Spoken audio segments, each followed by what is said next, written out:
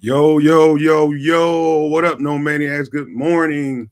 Welcome to the show, J2K, Brian Hendren, Arturo Arnold, Cornelius, Joseph Matuzak. I saw Patty Laura in there. Good morning, folks. Good morning, family. Hey, I want to start off this one with a quick question. Caleb, who? Caleb, who? Who is this Caleb guy people talking about? Who's this guy we speaking of? Caleb, who? What? Come on, man. Told y'all a long time ago. There's more to it than what it appears. You guys, people get so enamored with the shiny new toy, the shiniest new toy, and you forget you got a whole bunch of really nice toys in your toy box. And so don't get so enamored when you see something shiny. People ran off and took off on us. Listen, man, I'm not gonna dog that kid too much, but I'm gonna just tell you something. Been watching that guy for a year, a little bit over a year, and I started studying him last year. I'm telling you, forget that he's got wicked arm talent, physically gifted, but there's more to it than meets the eye. His football character is awful, man. Now I've seen that dude one too many times over there yelling and screaming at his teammates, and I've seen him last year get into it with his coaches. Got a lot of Kyler Murray in him. And I'm just telling you guys, you get enamored with these guys, and there's more to it. A football package is the complete package, not just wicked arm talent. So just telling you guys, man, we got what we need here in Chicago now. All we need to do is protect them. And you saw what's happened the last couple of weeks when you can do that. So I just wanted to put that out there because I was sick and tired of hearing that whole Caleb Williams conversation that gets on my nerves. And so I'm just venting right now. But good morning, fellas. How y'all doing, man? We got a divisional game this week with the Vikings, man. Blitz crazy, Brian Flores. But we gotta let's talk about the inactives. We have excuse me, guys.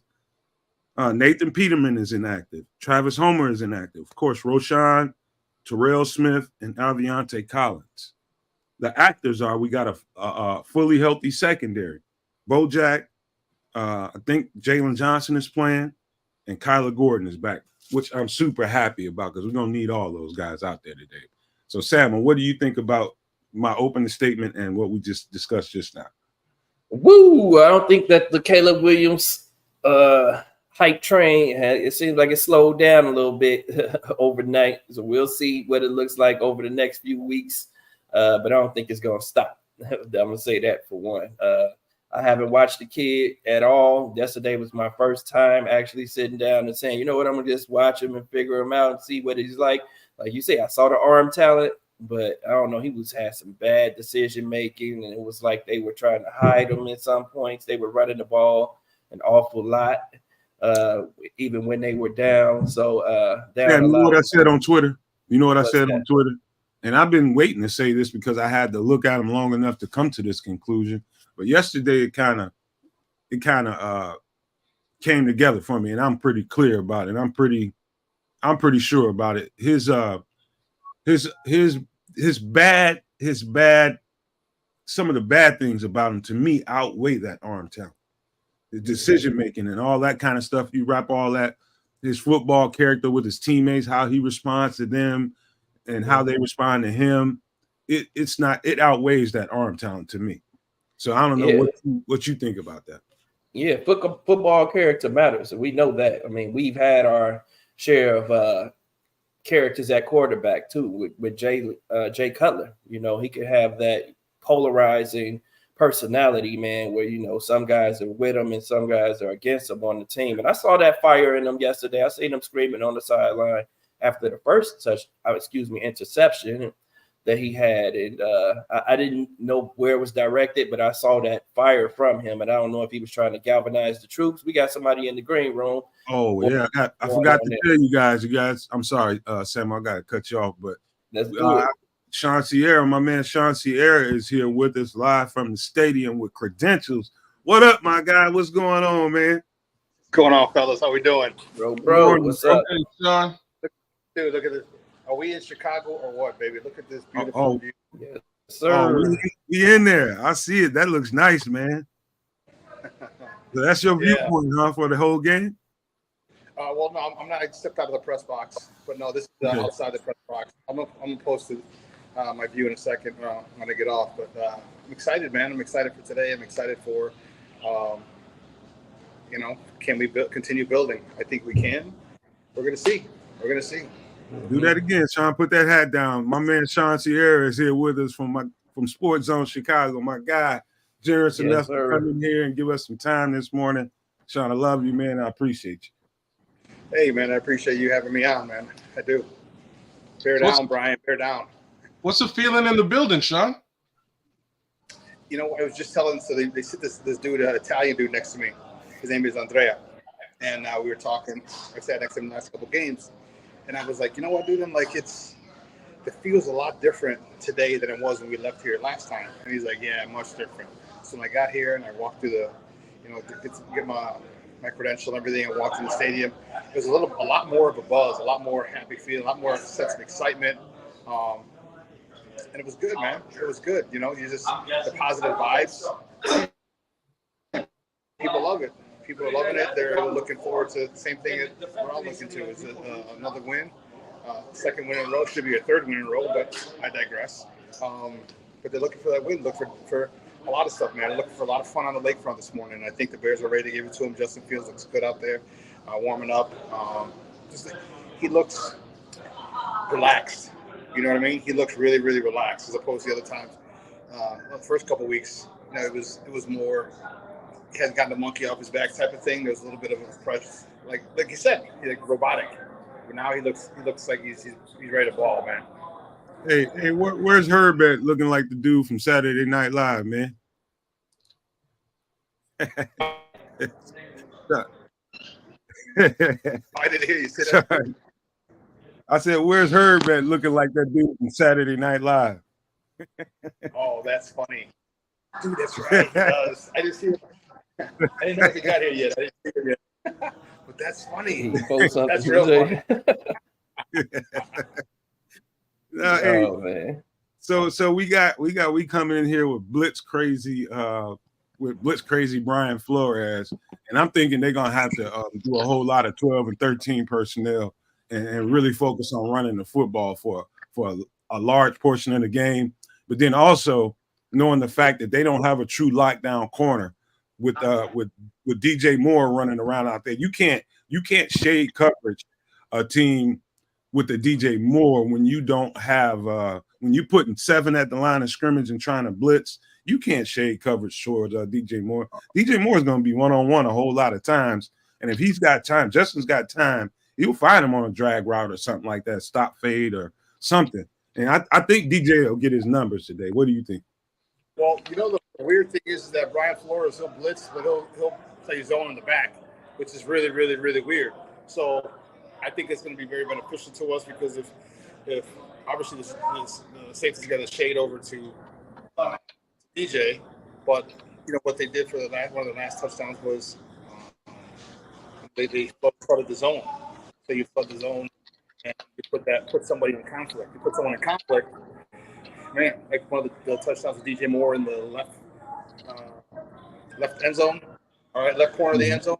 Yeah, you put the safety in conflict. So we got to figure out who we're going to put in conflict, and let Justin, do his thing. And for all those people who said Justin can't read defenses, I guess you're pretty sad right about now, because he's reading defenses very well, moving people, holding people with his eyes, and hitting the receivers, for 6. So.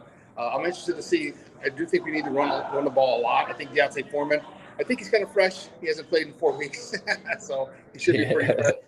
He's the kind of guy on this kind of day that should. Hey, I'll go back to the 90s, man. Give him the ball 20, 25 times. Bump it. Absolutely. Yep. Absolutely, man. I think that's 100% what they need to do is that's a blitz beater, is you run the ball right at it. You run the ball directly at the blitz. And you, in one way or the other, you can get them out of those packages by either beating the blitz in the air consistently, you back them off, and you run the ball at them consistently and get good chunk yardage. Those are 2 ways you stop a team from constantly trying to attack you up front. Yeah. Also, some screens, some slip screens will work. We used to call them super screens when I was back in where you just, as they're coming, running back comes up, chips the edge guy, slides inside, hit him. So if you get someone on a slip screen, you got a lot of room to run. I think we should get some quick outs, some shots to the flat. We should be able to really take advantage of their blitz packages. I mean, they blitz 56% of the time. So, I'm sure that hopefully that they drew up a good enough game plan and, take advantage of it to exploit those blitzes. So it'd be nice if they had a plan, huh, Sean? Let me ask you a quick question. This is a personal question, man. What they feeding y'all in the press box, man? They got any damn hot dogs or something in there? What's going on, man? What y'all eat? Apparently, nothing. This year really stepped up their game. I was just talking to Zach Pearson, BearReport.com. First day I got here, first game, and Herb and they were like, wow, they really stepped up the food. So today they feed us breakfast. So they had eggs, bacon, sausage, waffles, and then they had these big old cinnamon swirls. And it wasn't the vanilla frosting on it, because I'm like, where's the vanilla frosting? She goes, no, it's more of a caramel. I was like, okay. So for breakfast, and then I don't know what we'll have for lunch. I can text you, let you know what they give us for lunch today. That sounds cool. Y'all doing way better than me, man. I had Cheerios dry because I ain't got no milk.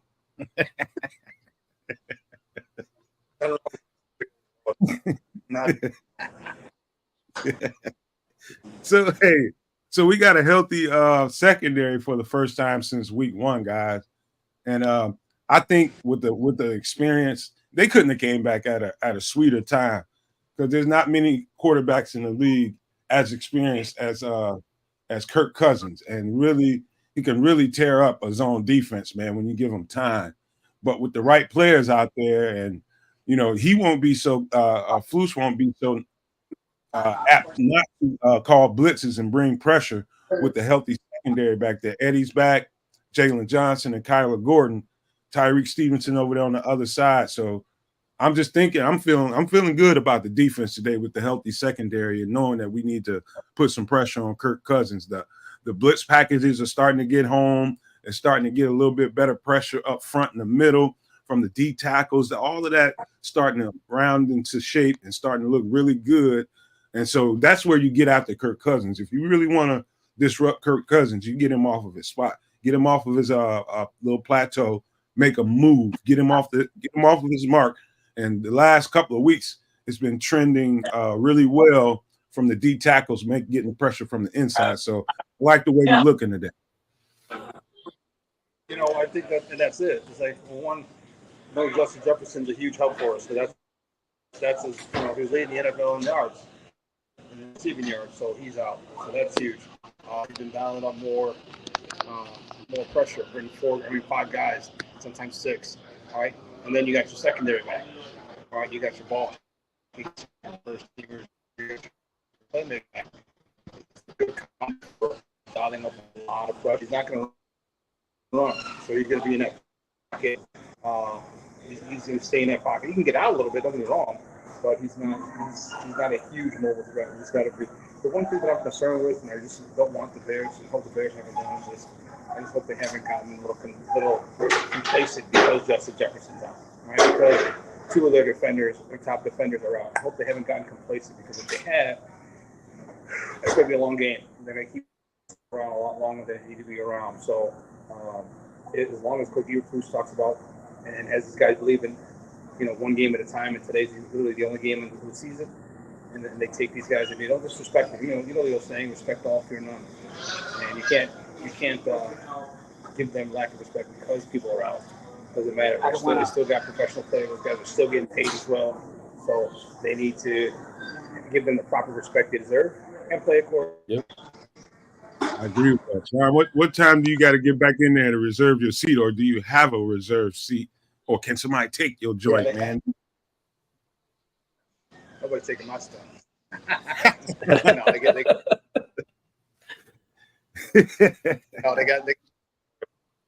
so because that'd be a fight. One I'd probably win. I was walking like joke for everybody. you, the I feed wish- is kind of choppy. I've heard many times, man. Herb's told me, I think Alex told me before too. I don't know what it is about Soldier Field, but the Wi-Fi is bad in there. I ain't gonna lie to you, man. It's a little choppy over there, but that's okay, man. I'm just glad you came and you jumped in with us. We'll live with that, man. But what do you predict the score will be at the end? Hey, you know what? Let me actually connect to the Wi-Fi. That's the issue. So Oh I didn't no! connect to it right away. So let me actually connect to it, and I'll hop back on. Okay, all right, that worked. Let's pull him out, and then we'll bring him back in. Just give me a thumbs up, Sean. Oh, he's gone now. Yeah, he just dropped out for a second. Yeah, but yeah, man. What do you think? What do you think the formula is? Kids haven't had a chance. What do you think is the formula to beat this team defensively? Pass rush would be sufficient, right? So we got to blitz a heck of a. I think you really hit it already, Nomad. To be honest with you, if our secondary is back in play today, I'm super hype about that alone. That's really the unit that I've been waiting to see intact all season, and we really haven't had that opportunity. If they're back there and we're confident, not to mention if they're missing their number one wide receiver, aka probably the number one wide receiver in the league, that's a huge deficit and an advantage for us, which will then hopefully allow Flus to play a fair amount more aggressively when it comes to rushing the passer from other more exotic, like really Flus needs to be Brian. It needs to be Brian Flores today. That's how he beats the Vikings. He needs to be aggressive with his pass rush and exotic with his pass rush. Because God knows we'd all love it if that front four can get there, but we've seen evidence that might not be the solution. Upside is we've got other guys that we can dial up now because the strength is back. The secondary is back. And so's Keds. Keds is back, baby. Yes, sir. Yes, sir. Yes, sir. Yeah, I think those DBs, man, they were anxious to get back, seeing the offense playing some competent football right now, putting up some points. Now we can play with a lead, and we can really see what that secondary has in them, man, because they're going to get some opportunities today if we get ahead, and I expect us to get ahead early in this game. Like Ed said, man, those guys are going to allow the defensive line at least a few more tenths of a second to get home as well. So that's another good thing about having our veteran DBs, guys who have that NFL experience in the game, because they're going to be a little bit more communicative with each other out there. They're going to pass off those wide receivers through the zones a lot better, man. And, they're going to allow the defensive line a little bit more time to get home, man. So I'm hoping that happens for us. And I do think we're going to have to, blitz a little bit more on third down, especially, man. I do not want to see us sitting back and just rushing for on third down, man, and getting killed, just getting picked apart. Because there's one thing about Kirk Cousins is he can read a defense and he'll get the ball out of his hands quickly. So we have to remain aggressive like we've been the last couple of weeks. That's what I'm looking forward to seeing. But we have a better secondary out there, so those guys are going to get some opportunity to get their hands on some balls. So really quickly, Sean, I'm getting word from Alex Shapiro about 7 minutes ago saying that the Bears are warming up with Cody Whitehair as a starting center. We have not seen Kyler Gordon out there at all, interestingly, and Greg Stroman is working as a starting nickel right now. Okay. Good. Can you guys hear me? I have my earpiece in. Yeah, you actually good. sound a heck of a You lot look more clear, you're good. Yeah. Okay, good. Yeah, okay, cool. So I'm cool with Stroman playing. I mean, he's a vet, so I'm really not worried about him. I got white hair at center. I'm okay with that as well. So, you give me Tevin Jenkins, Cody Whitehair, and Nasty Nate. I'm good with those three because I told you that's our run game. And then, the rookie, Darnell Wright's going to continue to improve on that right side. And he's got to have his hands full today. You got a couple of good pass rushers coming from Minnesota. So, welcome to the NFL, kid. Week after week after week after week. So you're gonna get challenged, and here's yet another challenge you got to deal with. Daniel Hunter, you're gonna have to deal with some other guys. So, but I think he's gonna be fine, and I'm excited for how this I don't want to say they're going to put up 40 points, but I'm saying low to mid 30s per take is what I'm thinking. Yes, sir. Absolutely. I'm looking at Courtney Cronin's reporting. Whitehair is at center. Tevin Jenkins is the starting left guard so far. That's what I have. Good. Hey, you guys have any concern about we're going into the game with 2 running backs, guys. I don't think we've spoke about that. We only have Deontay Foreman and Darrington Evans as our 2 running backs right now. And last week we got three running backs went down. So if either one of those guys goes down, then we're down to 1 running back. What is the contingency plan if one of those guys go down? Sean, you'll be in our running back expert. Who would they put back there in that situation? Well, I said it last week, and I said it, and I thought it from the jump street when they drafted him. Is Bayless Jones? All right, he could be more. Yeah. He could be Bayless. He could be a Deebo Samuel's type of player. He's built the same way. He is 6 feet. Actually, I never stood next to him, so I'll find out. But he's about 6 feet. So, I mean, he might be 5'10". But he's got the low. He's bottom heavy. He's got the big thighs, so he can take that type of pounding. I think that would be our option. No, not blasting game. Blasting game's a good blocker. He's not a good runner. But I think that's what they need to do. That's what they need to put. They'll have.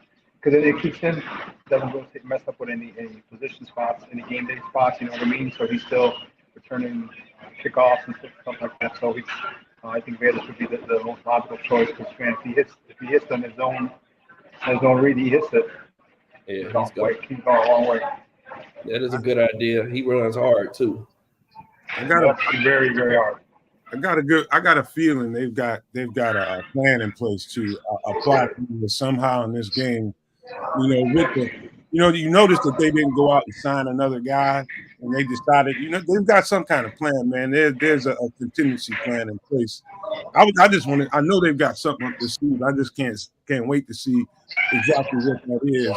They would have gone out and made some.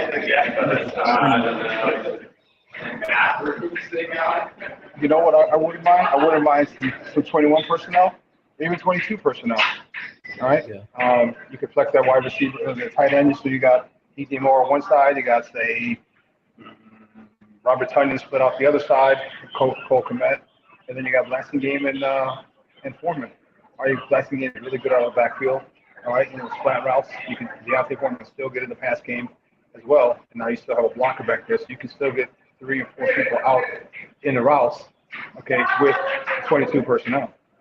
Mm-hmm. So, who do you expect? I mean, what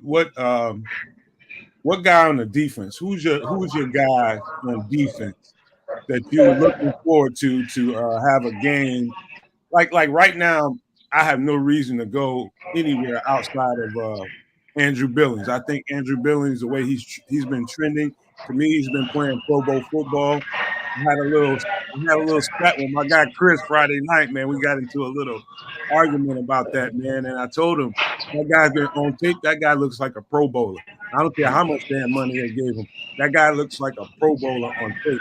And I don't think anything about the Minnesota Vikings is going to cause him to look any different. So I expect that guy to have a big impact on this game.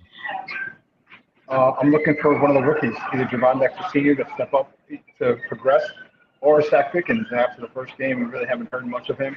I'd like to see him have a couple of TFLs and maybe a couple of quarterback pressures. Zach's great, but I just want the disruption. I think one of those two rookies would be great. And then, of course, I love Yannick Ngakoue just to be a pain in the ass all day.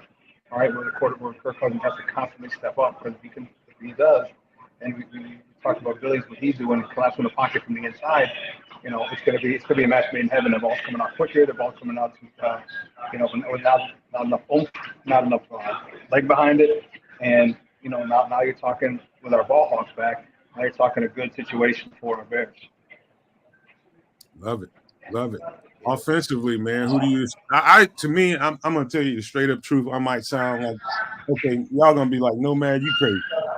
But I expect Deontay Foreman to touch that 20 to 25 times. It would not surprise me he came away with at least 150 yards today. I hope he's a bell cow. I hope, like I said when I first came on, give him 20, 25 touches or carries. You know what? Do it. All right? It's something different. It takes a lot of pressure off of Justin. They're gonna have to bring somebody in a box now. And now you got DJ. Now you got Darnell. Now you got Cole. These guys, Tunyon. Now you got to have these guys a lot more free because someone's is coming down to stop that run. And hopefully they can't stop on a consistent basis. So. Definitely think his running style, and his speed, and I think that's what people don't respect about his game a lot is the fact that the dude, he has some wheels on him, man. The dude is really fast, and he breaks tackles. So, like, man, he's like a little mini Derrick Henry, like literally. Like, he can get really physical with some guys, and he'll wear a defense down, and force them into submission. So I'm definitely expecting him to have a big game today. As long as Luke Getsy sticks with him, that's the issue. Is Luke going to stick with that Foreman and allow him to, take over this game, because he definitely is capable of doing that. Well, he had 900 yards last year after the middle of the season when he traded McCaffrey. So the guy is more than capable. So we're going to find out if Luke gets to stay consistent, he's going to stay committed, and if he does, man, that's going to open up a whole lot in the third and especially that fourth quarter. So hope he's ready to stay committed and married to that run. Because if he does, we'll be talking about a Bears victory afterwards.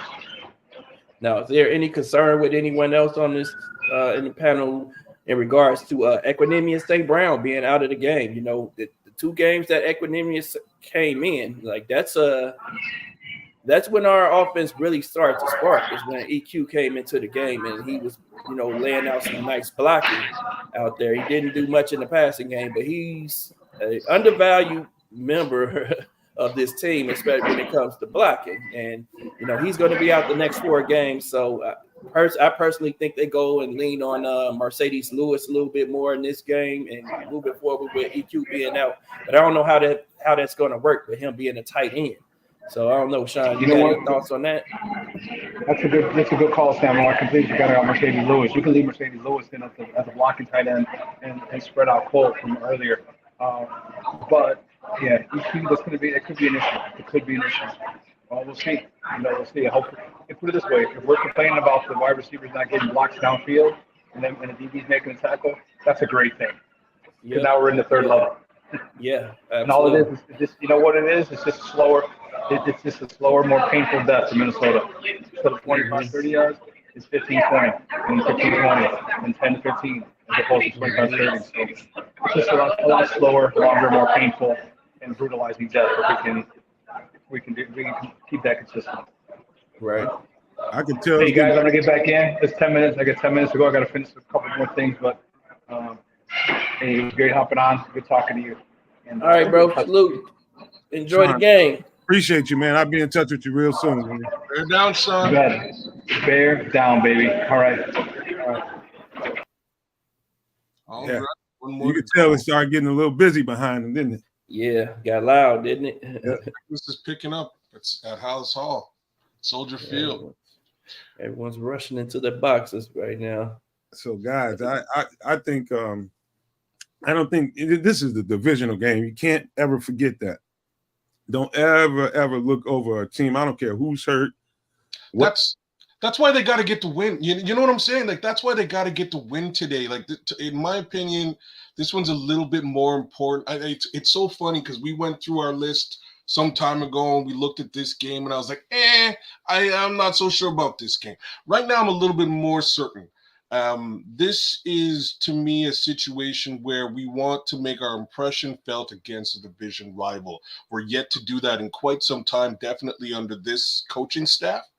And I think some onus is going to be put on the win today. And the only, just given some of the stuff we talked about over the last couple of minutes, the one question I have is with respect to Robert Burns. I'm kind of surprised that they didn't elevate Robert Burns in any capacity. He played really well in preseason, and I mean really well as a running back. Running back, right? Like he got a couple of snaps as a fullback, and he did that. He did the job there too. But as a pass catching, I got to throw that in there as well. As a pass catching running back, Robert Burns looked surprisingly good to the level that I'm sure a lot of Bears fans watching preseason were like, "Wait a minute, who's this guy? You know what I mean? I'm expecting to be looking at Foreman, et cetera, et cetera.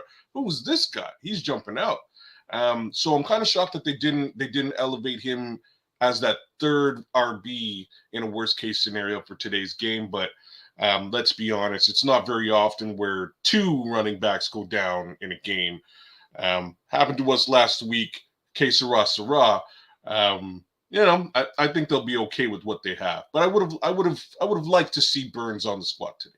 He could have got that opportunity that Darrington Evans got. I think that's what that's the route they should have taken, man. And they like to bring guys in from the outside and not rely on the talent or feel like they've developed the talent. And that's another part. My gripe with this coaching staff. If you're developing guys, then allow those guys the opportunity to see what they're able to do on the field. Because you're right, he did run. He was more of a running back than he was a fullback this preseason, which was surprising to a lot of people. I mean, natural soft hands, and he ran the ball hard. He has some speed as well. So we'll see what that amounts to moving forward. Guys, I want to go ahead, kids. I wanted to touch on an Equanimous St. Brown, on your comments on Equanimous St. Brown, Sama. And for me, yeah, he brings blocking value. Yeah, and that it's undeniable. But for me, those two games and his contribution there, I think it was more addition by subtraction of Chase Claypool than anything else, right? Like, he's the guy who filled that role and is doing the darn job that Chase clearly refused to do for the previous 3 weeks. And I think I hope as a fan base that we really didn't get get a full understanding of what his refusal to do his job meant for the offense as a whole. I think that was a much larger piece to some of the shortcomings we saw in those first 3 weeks than any of us have really anticipated. If he's not doing the job on the field, if he's not doing it at practice, and he's not doing it and he's disruptive in the meetings, all of that is going to affect the offense across the board. Equanimous just simply got the opportunity to come out there and do what he does, and that's block. I'd love it if he could catch too, but here we go. You and me both. You guys, man, you guys in the chat, if you have not, make sure you hit the like button. Thank you, Hair Bear, for reminding me there. Make sure if you haven't subscribed, this is a good time to do that. It don't cost you nothing, man. It don't cost you a damn dime. Hit the sub button, man. We need all the help we can get. You guys are the realest ones. You never left us, man. I love you guys, man. It got bad, and everybody was kind of down on the Bears shows and podcasts, and pretty much people were looking bad unless you were being negative. We never broke stride from being positive and being optimistic like we should do as good Bears fans, man. And as a podcaster, I appreciate you guys for being here and never letting us down, because our goal is to never let you down. So we love you guys, man. I want to say that before we got out of here.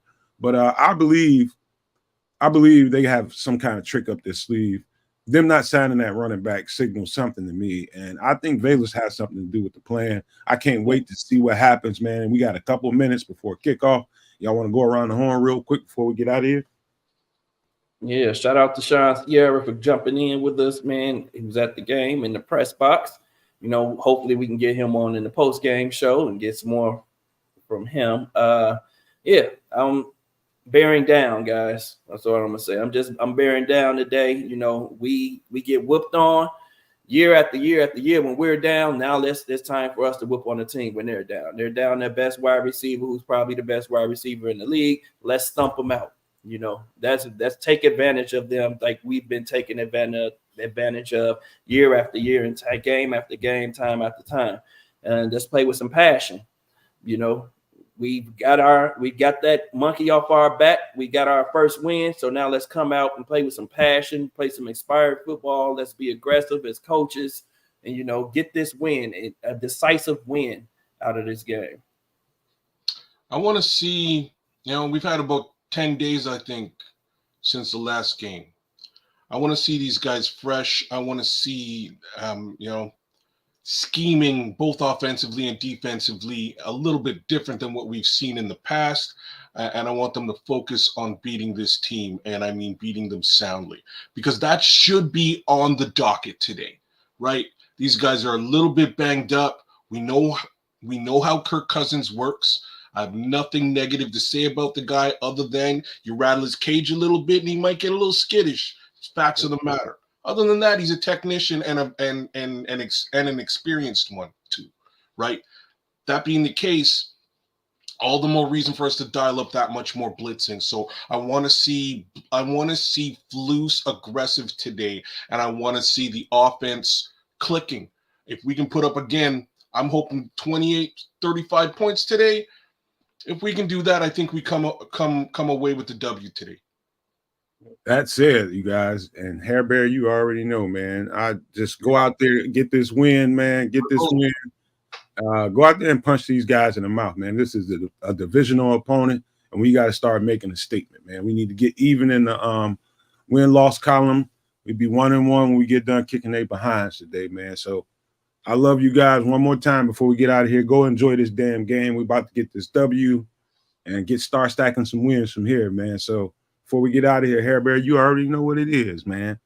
Love, peace, and hair grease, y'all. Bear down. Salute. Bear down, baby. Let's Boom. get it.